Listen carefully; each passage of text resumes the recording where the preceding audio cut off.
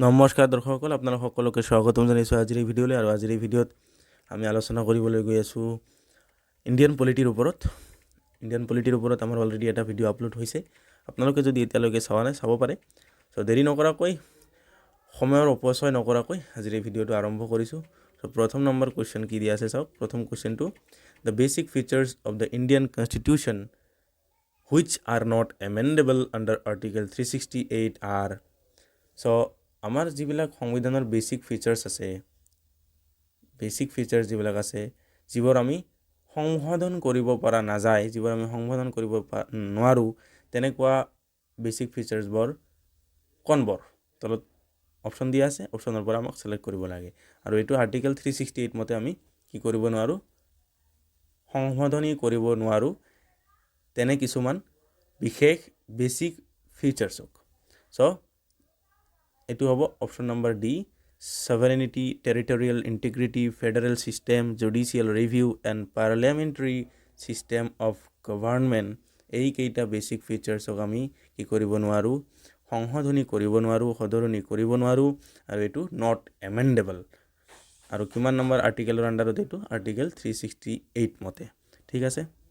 2 number question, the declaration the democracy is a government of the people, by the people, for the people was made by। চ' এই যিটো declaration এটা দিয়া আছে ইয়াত, বা এটা কথা কোৱা আছে, কি কথা কোৱা আছে? যে ডেমক্ৰেচিখন, গণতন্ত্ৰখন কি?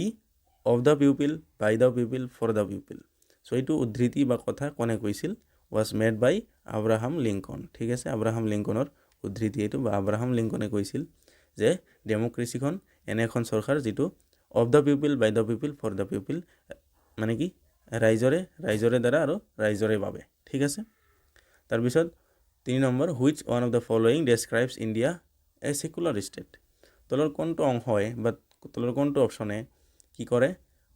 ভাৰতবৰ্ষখনক এখন ছেকুলাৰ ষ্টেট হিচাপে স্বীকৃতি দিয়ে, বা ছেকুলাৰ ষ্টেট হিচাপে সন্নিৱিষ্ট কৰিছে। এইটো হ'ব কি? প্ৰিয়াম্বল to the constitution.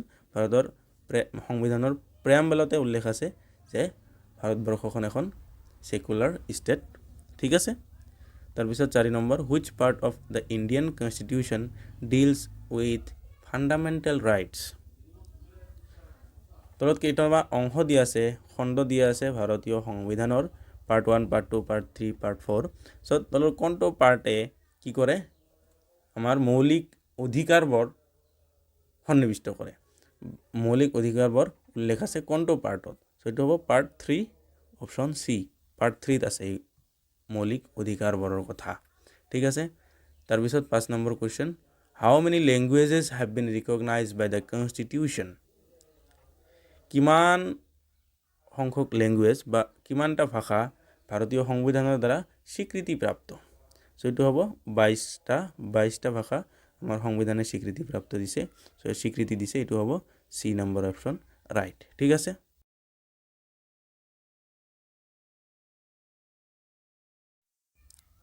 So' 6 number question, the method of constitutional amendment is provided in. আমাৰ সংবিধান যেতিয়া সদৰণি কৰা হয়, বা সংবিধানৰ সদৰণি কৰাৰ নিয়ম নীতিবোৰ, মেথডবোৰ কোনটো আৰ্টিকেলত উল্লেখ আছে বা কোনটো আৰ্টিকেলত সন্নিৱিষ্ট কৰা আছে? চ' এইটো হ'ব আৰ্টিকেল 368। আমাৰ অলপ আগতে এটা কুৱেশ্যন গ'ল, প্ৰথম কুৱেশ্যনটোৱে আছিল যে আৰ্টিকেল 368 মতে আমি কি কৰিব নোৱাৰোঁ? সংবিধানৰ কিছুমান বিশেষ ফিচাৰ্ছ আমি সংশোধন কৰিব নোৱাৰোঁ। চ' এই আৰ্টিকেল 368 মতেই, বা আৰ্টিকেল 368তে সন্নিৱিষ্ট আছে যে কেনেকৈ সংবিধানখন সংশোধন কৰা হয়, মানে বেলেগ যিবিলাক আমি সংশোধন কৰিব পাৰি। চ' তেনেবোৰ নীতি নিয়মবোৰ আমাৰ আৰ্টিকেল 368তে সন্নিৱিষ্ট কৰা হৈছে। ঠিক আছে। তাৰপিছত, how many schedules and articles the constitution of India contains. যে ভাৰতবৰ্ষৰ সংবিধানখনে কিমানখন শ্বেডিউলছ আৰু আৰ্টিকেলছ আছে, বা কিমানখন শ্বেডিউলছ আৰু আৰ্টিকেলছ ৰাখিছে? চ' এইটো হ'ব 12 শ্বেডিউলছ আৰু 395 আৰ্টিকেলছ। তাৰমানে ভাৰতবৰ্ষৰ কনষ্টিটিউশ্যনত, সংবিধানত কিমানটা শ্বেডিউলছ আছে? 12টা, আৰু 395 আৰ্টিকেলছ আছে। ঠিক আছে। So' option D is the right answer. তাৰপিছত 8 নম্বৰ question by which names is our country mentioned in the constitution কি নামেৰে বা কোনটো নামেৰে আমাৰ সংবিধানখনত ভাৰতবৰ্ষৰ নাম উল্লেখ আছে ঠিক আছে সো এইটো হ'ব আমাৰ ইণ্ডিয়া এণ্ড ভাৰত এই অপশ্যনটো হ'ব শুদ্ধ উত্তৰ আমাৰ সংবিধানখনত ইণ্ডিয়া এণ্ড ভাৰত বুলিহে আমাৰ দেশখনক সম্বোধন লিখা আছে সো আৰু কেতিয়াবা আহিব পাৰে এই অপশ্যনটো অলপ বেলেগ ধৰণৰ ইণ্ডিয়া দ্যাট ইজ ভাৰত বুলি আহিব পাৰে so India that is Bharat হ'লেও এইটোও হ'ব শুদ্ধ কাৰণ ইণ্ডিয়া দ্যাট ইজ ভাৰত এই দুটা বস্তু একেই ঠিক আছে সো সংবিধানখনত এক্সেক্টলি কি লিখা আছে India that is Bharat so এই দুটা নাম আমাৰ সংবিধানখনত লিপিবদ্ধ আছে তাৰপিছত which article of Indian constitution enumerates fundamental duties of Indian citizens ঠিক আছে কোনখন আৰ্টিকেলে আমাৰ যিবিলাক মৌলিক কৰ্তব্য আছে নাগৰিকসকলৰ যিবিলাক মৌলিক কৰ্তব্য আছে দেশৰ প্ৰতি তো তেনেকুৱা কৰ্তব্যবোৰ মৌলিক কৰ্তব্যবোৰ সন্নিৱিষ্ট আছে কোন আৰ্টিকেলত ঠিক আছে সো এইটো হ'ব আৰ্টিকেল 51A আৰ্টিকেল 51A আৰু এইটো আছে option C so article 51A হ'ব ৰাইট এনসাৰ তাৰপিছত how does the constitution of India describe India as ভাৰতীয় সংবিধানখনে ভাৰতবৰ্ষখনক কেনেকৈ বৰ্ণনা কৰে কি হিচাপে বৰ্ণনা কৰে এখন ইউনিয়ন অফ ষ্টেটছ বুলি কি কৰে বৰ্ণনা কৰে ইউনিয়ন অফ ষ্টেটছ বুলি এই অপশ্যনটো হ'ব শুদ্ধ উত্তৰ ইয়াত কিন্তু গোটেইকেইটা অপশ্যনে প্ৰায় একে ধৰণৰ দেখা যায় ঠিক আছে কিন্তু এই ইউনিয়ন অফ ষ্টেট বুলিহে ভাৰতবৰ্ষখনক সংবিধানত উল্লেখ কৰা হৈছে বা বৰ্ণনা কৰা হৈছে ব্যাখ্যা কৰা হৈছে তাৰপিছত 11 নম্বৰ question who is the guardian of fundamental rights enumerated in Indian constitution সংবিধানত ভাৰতৰ সংবিধানত